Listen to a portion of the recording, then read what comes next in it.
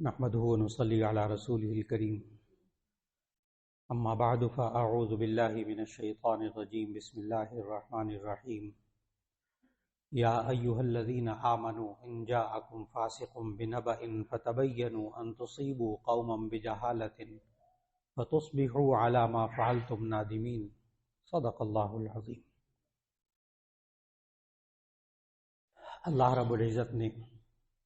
انسان کو جو زندگی گزارنے کے سلیقے سکھائے ہیں، ان میں سے ایک سلیقہ اللہ رب العزت نے انسان کو یہ سکھایا قرآن مجید کے اندر، جو ابھی سورہ حجرات کی آیت 6 کی اللہ نے تلاوت کی توفیق عطا فرمائی، کہ ہم سنی سنائی بات پر عمل نہ کریں جب تک کہ اس کی تحقیق نہ کریں۔ اور یہ چیز آج ہمارے نوجوان بچے اور بچیوں میں سوشل میڈیا کے ذریعے خاص طور پر بہت زیادہ وہ اس سے متاثر ہو رہے ہیں۔ اچھی چیز، لیکن ہر چیز کا ایک اچھا استعمال ہے، ایک برا استعمال ہے۔ چینی اللہ کی نعمت ہے، بڑی ذائقے والی ہوتی ہے، میٹھی ہوتی ہے، حلال ہے، لیکن وہی اگر بے ترتیبی سے کھائی جائے، میٹھا زیادہ کھایا جائے، اس کے کیا اثرات انسان کی طبیعت پر ہوتے ہیں۔ نمک حلال ہے، لیکن وہی بے ترتیبی سے کھایا جائے، اضافہ زیادتی ہو جائے اس نمک کھانے میں، وہی انسان کو کہاں لے جاتی ہے۔ یہی ٹھنڈک جسے ہم پتہ نہیں لاکھوں روپیہ بجلی کا بل بھر کے گرمیوں میں حاصل کرتے ہیں، وہی ٹھنڈک اللہ نے تھوڑی سی زیادہ کر دی تو انسان کو بتایا کہ دیکھو اب اس ٹھنڈک سے تھوڑا سا اپنے آپ کو بچانا، اور ہر شخص اپنے آپ کو بچانے کی کوشش کرتا ہے۔ بالکل اسی طرح سوشل میڈیا ایک مفید چیز، معلومات دینے والی چیز، لیکن یہ سوشل میڈیا تو اب ایجاد ہوا، اور قرآن مجید 1450 سال پہلے اللہ تعالیٰ نے اپنے نبی صلی اللہ علیہ وسلم پر نازل کیا، اور اس میں ہمیں ایسی ہدایات دیں کہ یہ سائنس کتنی ترقی کر جائے، فتنے جتنے مرضی ہوتے جائیں، رہنمائی ہمیں قرآن مجید سے ملے گی۔ اور عجیب بات یہ ہے کہ اس طرح کا واقعہ جس پر یہ آیت نازل ہوئی، جب سورہ حجرات کی آیت نمبر 6 آپ تلاوت کیجئے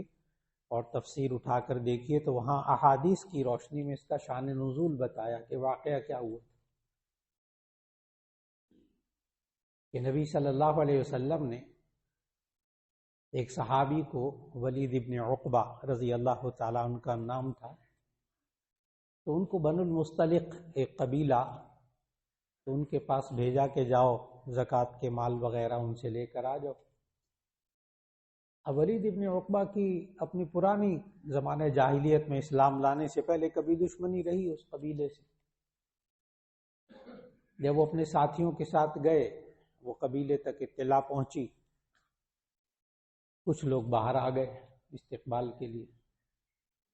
لیکن کسی نے ان کے دل میں ڈالا کہ یہ تمہیں قتل کر دیں گے، یہ قتل کرنے کے لیے آئے ہیں۔ ولید بن عقبہ رضی اللہ تعالیٰ عنہ یہ نبی صلی اللہ علیہ وسلم کے پاس واپس آ گئے کہ یا رسول اللہ صلی اللہ علیہ وسلم، آپ نے ہمیں وہاں بھیجا تھا زکوٰۃ اور اموال لینے کے لیے، بیت المال کے لیے، اور وہ تو ہمیں قتل کرنے کے در پہ ہو گئے تھے۔ اب وہ اطلاع دینے والا اجنبی تھا بیچ میں۔ نبی صلی اللہ علیہ وسلم نے صحابہ سے کہا ٹھیک ہے، تیاری کرو، لشکر کشی کرتے ہیں، ان پر حملہ کرتے ہیں۔ انہوں نے کیوں ہماری بات کو نہیں مانا؟ اس پر یہ آیت نازل ہوئی۔ اب میں ترجمہ کرنے لگا ہوں، آیت کا غور سے سنیے گا کہ ہمارے بہت دفعہ اس آیت پر عمل نہ کرنے سے بہت سارے رشتے ٹوٹتے ہیں، گھر اجڑتے ہیں، صرف اس ایک آیت پر عمل نہ کرنے کی وجہ سے۔ کہ اللہ تعالیٰ نے کیا سمجھایا نبی صلی اللہ علیہ وسلم کو، یا ایھا الذین آمنوا ان جاءکم فاسق بنبأ، اے ایمان والو اگر تمہارے پاس کوئی فاسق آئے، گناہگار، آپ کو اس کی نیکی تقوی نہیں معلوم کہ بھئی یہ سچا بندہ ہے، اچھا بندہ ہے، کیسا ہے، یا ایھا الذین آمنوا ان جاءکم فاسق بنبأ، اے ایمان والو اگر تمہارے پاس کوئی فاسق خبر لے کر آئے، فتبینوا، تو تم اس کی چھان بین کر لیا کرو، فتبینوا، اس کی تحقیق کر لیا کرو۔ کیوں؟ وجہ کیا؟ آگے اللہ نے وجہ بھی بتائی، فتبینوا، اس کی چھان بین کر لیا کرو، ان تصیبوا قوما بجہالۃ، ایسا نہ ہو کہ تم ناواقفیت میں، جہالت میں کسی قوم کے پاس پہنچ جاؤ حملہ کرنے کے لیے، فتصبحوا علی ما فعلتم نادمین، تمہیں اپنے کیے پر شرمندہ ہونا پڑے۔ اب نبی صلی اللہ علیہ وسلم نے، ایک روایت میں آتا ہے کہ ایک وفد بھیجا کہ جاؤ پہلے معلوم کرو کہ ان کے ارادے کیا ہیں۔ جب اس قبیلے کے پاس، بنو المصطلق کے پاس پہنچے تو انہوں نے کہا کہ جی ہم تو استقبال کے لیے آئے تھے، باہر نکلے تھے، تو کسی نے غلط خبر پہنچائی تھی، ہم استقبال کے لیے آئے تھے کہ آپ صلی اللہ علیہ وسلم کی طرف سے ایک وفد آ رہا ہے، ہم اس کے استقبال کے لیے قبیلے سے باہر آئے تھے۔ تو ایک بہت بڑے خون خرابے سے اللہ نے بچا لیا، صرف اس بات میں کہ بندہ تھوڑی سی تحقیق تو کر لے، بات صحیح ہے کہ غلط ہے۔ آج گھروں کے اندر میاں بیوی میں آپس میں جھگڑوں کی کئی بنیادیں یہی والی ہوتی ہیں، ادھر سے سنا، شوہر نے سنا، بیوی نے کچھ سنا، بس دل میں بٹھا لیا، اس پر عمل بھی کر لیا، بعد میں شرمندگی ہوتی ہے، اور پھر اسی سے افواہیں جنم لیتی ہیں، اسی سے افواہیں جنم لیتی ہیں۔ اور کبھی بھی کم از کم دینی بات اگر کوئی سنے سوشل میڈیا پہ خاص طور پر، یا کہیں پڑھیں، جب تک اس کی تحقیق نہ ہو جائے ایسی صورت میں ہرگز اس کو بیان نہ کیا جائے، کم از کم دینی بات، کم از کم دینی بات کو ہر جگہ بیان نہ کیا جائے، بالکل اس کو فارورڈ بھی نہ کیا جائے۔ کوئی میسیج آ جائے دینی، آپ کو اچھا بھی لگے، لیکن اس میں قرآن اور سنت کا حوالہ، ویسے کوئی قول ہو بغیر حوالے کے کہ جی ایک اچھی بات ہے، آپ کو اچھی لگی کر دیجئے فالو، کوئی بات نہیں، لیکن اگر یہ کہا جائے اللہ تعالیٰ نے کہا، رسول اللہ صلی اللہ علیہ وسلم نے کہا، اللہ کے نبی صلی اللہ علیہ وسلم نے فرمایا ہے، حوالہ ہو نیچے لکھا ہوا، تب بھی فارورڈ نہ کیجیے، اس لیے کہ آج کل یہ بھی بیماری بڑی نکل آئی، تو بخواہ مخواہ کا حوالہ بنا دیتے، جس نے وہ ساری جھوٹی بات لکھی، وہ حوالہ جھوٹ لکھنے میں کیا تردد کرے گا، کیا سوچے گا؟ اس لیے فوراً کسی عالم سے پوچھ لیا جائے کہ جی یہ حدیث ہے کہ نہیں ہے، یہ آیت ہے کہ نہیں۔ اور ہم لوگوں کا یہاں یہ ہوتا ہے کہ جب ہم لوگ پڑھاتے ہیں، احادیث پڑھاتے ہیں، قرآن مجید تفسیر وغیرہ کوئی دلیل دیتے ہیں، کوئی حوالہ دیتے ہیں، تو ذہن میں رکھ لیجئے گا، جمعے کے اندر بھی، یہاں بھی، جب بھی کوئی یوں کہا جائے کہ یہ آیت ہے اللہ تعالیٰ نے فرمایا، تو جب تک حوالہ مستند ذہن میں نہ ہو، میرے زبان پر وہ بات نہیں آ سکتی، اس لیے کہ جس لوگ تک پہنچے گی وہ لوگ پریشان ہوں گے۔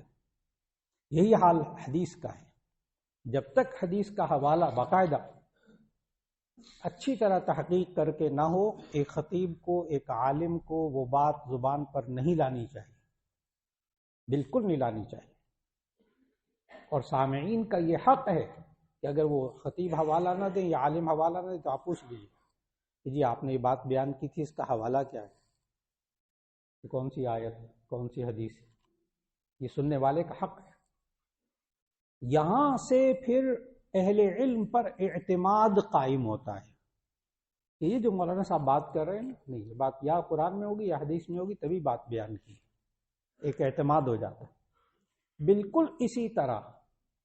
جب گھروں کے اندر ہمارے نوجوان بچے اور بچیاں جب منہ سے بات نکالیں گے، صحیح بات، مستند، سچی بات کہیں گے، ماں باپ کا اپنے نوجوان بچے اور بچیوں پر اعتماد قائم ہوگا۔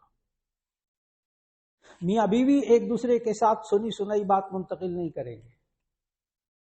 بلکہ چھان بین کر کے اچھی طرح بات سمجھ کر پھر اس پر عمل کریں گے، تو ایسی صورت میں میاں بیوی کا آپس میں اعتماد قائم ہو جاتا ہے۔ اور نبی صلی اللہ علیہ وسلم نے تو یہاں تک ارشاد فرمایا کہ کفا بالمرء کذبا ان یحدث بکل ما سمع. کفا بالمرء کذبا، کسی شخص کے جھوٹا ہونے کے لیے اتنا ہی کافی ہے کہ وہ ہر سنی سنائی بات بیان کر دے. اسے آپ کہتے ہیں افواہ، افواہیں پھیلانا، افواہیں پھیلانا جسے دوسرے پریشان بھی ہوں. کبھی حادثے کی افواہ پھیلا دینا، کبھی کوئی بات پھیلا دینا. اور یہ سوشل میڈیا آج کل یہ افواہیں پھیلانے کے اندر بہت زیادہ. اسی طرح بہت سے لوگ اپنے جسمانی علاج کے لیے ادویات وغیرہ کے بارے میں بھی سوشل میڈیا پر عمل کرنا شروع کر دیتے.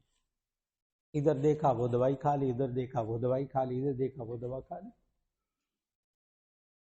میں نے کہا کہ روحانی طور پر بھی انسان متاثر ہوتا ہے سوشل میڈیا سے، اور جسمانی طور پر بھی متاثر ہوتا ہے.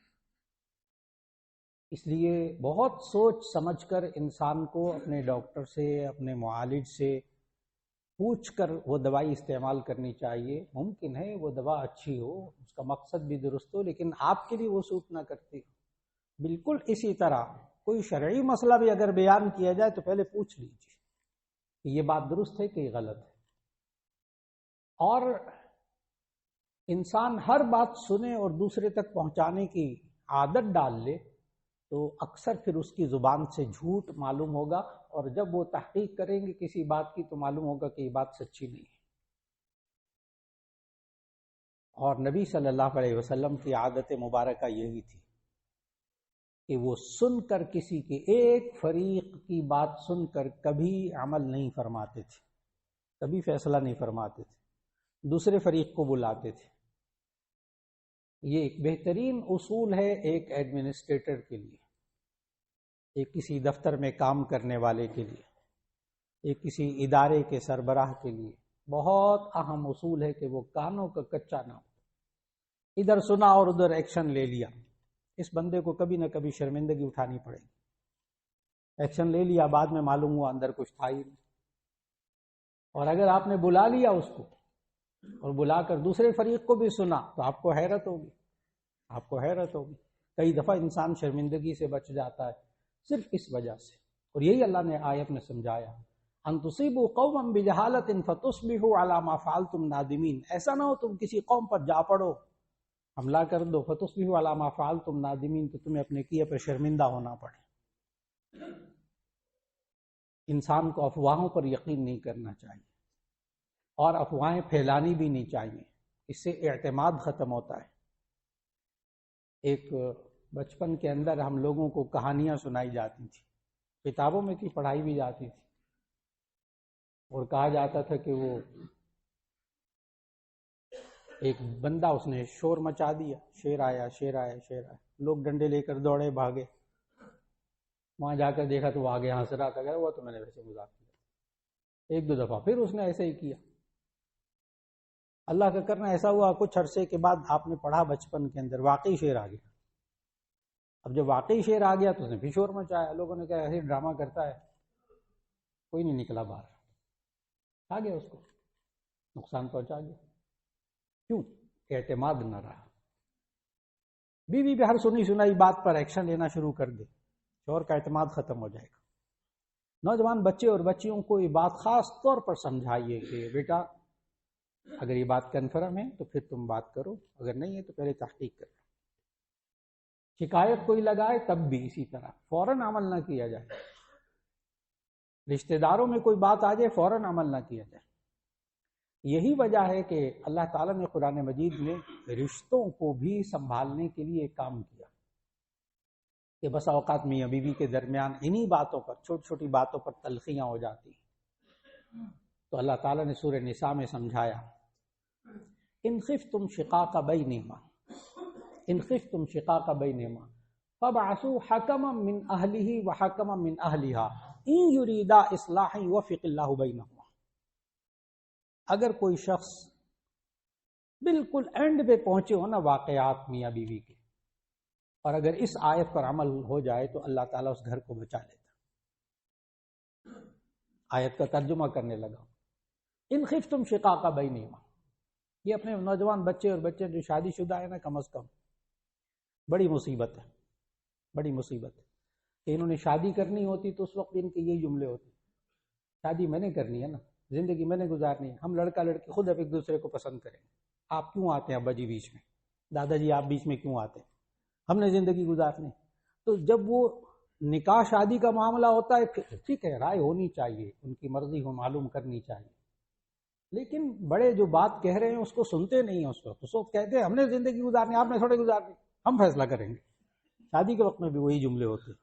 اور جب وہ رشتے کو توڑنا ہوتا ہے نا، طلاق وغیرہ تک نوبت پہنچ جاتی ہے، اس وقت بھی وہ یہی کہتے ہیں آپ پیچھے ہٹ جائے ابا جی، آپ ماں آپ پیچھے ہٹ جائے، بس اب کوئی بڑا بیچ میں نہ آئے، ہم نے زندگی گزاری، ہم سمجھتے ہیں ایک دوسرے کا، آپ کو کیا پتا کیا معاملہ ہے، چلو طلاق لے لو، چھوڑو اس کو۔ اللہ نے اس چیز کو ختم کیا قرآن میں، اللہ نے کیا کہا، آیت پھر دوبارہ پڑھنے لگا ہوں، ترجمہ عرض کرنے لگا ہوں، ان خفتم شقاق بینہما، اگر ان میاں بیوی کے درمیان جدائی کا ڈر ہو گئی غلط فہمی، کچھ باتیں صحیح کچھ باتیں غلط، فبعثوا حکما من اہلہ وحکما من اہلہا، تو ایک حکم لڑکے والوں کی طرف سے، حکم کہتے ہیں فیصلہ کرنے والا، جہاں دیدہ بندہ، سوچنے سمجھنے والا، باشعور، حکما من اہلہ، ایک لڑکے والوں کی طرف سے حکم مقرر کر لے، وحکما من اہلہا، اور ایک بیوی کی طرف سے ایک حکم مقرر کر لے، ان یریدا اصلاحا، اگر یہ دونوں صلح چاہتے ہوں گے، یوفق اللہ بینہما، اللہ ان کے درمیان موافقت کر دے گا،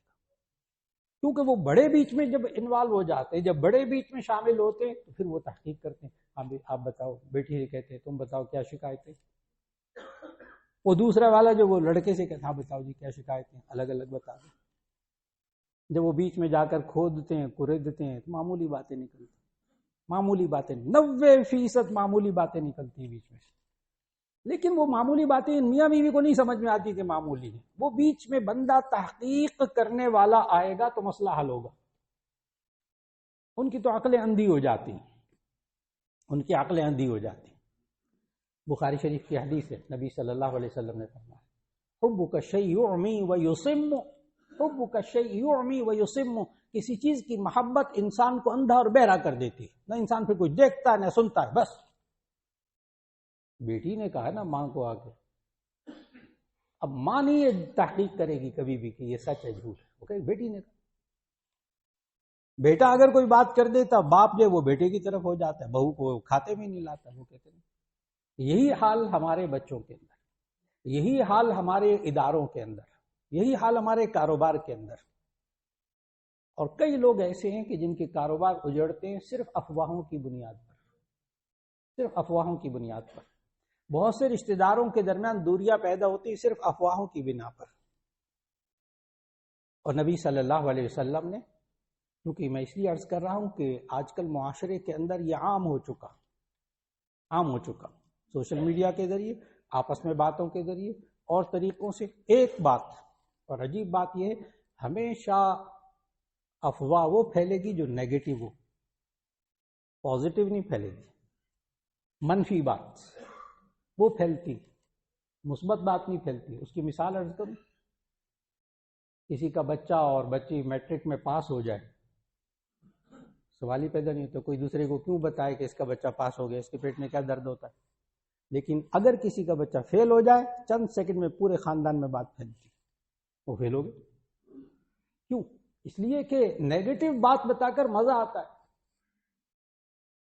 منفی بات بتا کر مزہ آتا ہے، اس مزے میں مبتلا کی وجہ سے یہ انسان افواہیں پھیلاتا ہے، کسی کی خیر کی خبر ہو نہیں پتہ چلے گی، کسی کو بری خبر ہو چند منٹ میں پھیلے گی، اور اسی چیز کی تحقیق انسان کر لے تو بہت سے وقت اوقات میں شرمندگی سے بچ جاتا ہے۔ اللہ رب العزت ہمیں اپنے گھروں کے اندر سنی سنائی باتوں پر ایک دم فیصلے کرنے سے اللہ ہمیں بچائے، اسی طرح ہمیں اپنے کاروبار کے اندر، اداروں کے اندر زندگی گزارتے ہوئے اللہ ہمیں یہ حوصلہ دے کہ جب ہم کسی بات کو سنیں تو اس کی تھوڑی سی تحقیق کر لیں۔ لیکن یہاں ایک بات آخر میں عرض کر دوں، یہاں یہ ہے کہ اگر تمہارے پاس کوئی فاسق خبر لے کر آئے تو تحقیق کر لیا کرو، لیکن اگر اللہ اور اس کے رسول صلی اللہ علیہ وسلم کوئی بات کہہ دے نا تو وہاں تحقیق نہ کیجیے، وہاں آنکھیں بند کر کے عمل کر لیجیے، بشرطے کہ بات درست ہو، حوالے کے ساتھ ہو۔ وہاں ریسرچ نہیں کرنی کہ اللہ نے نماز پڑھنے کو کہا میں ذرا ریسرچ کروں گا کہ کیوں کہا اللہ نے۔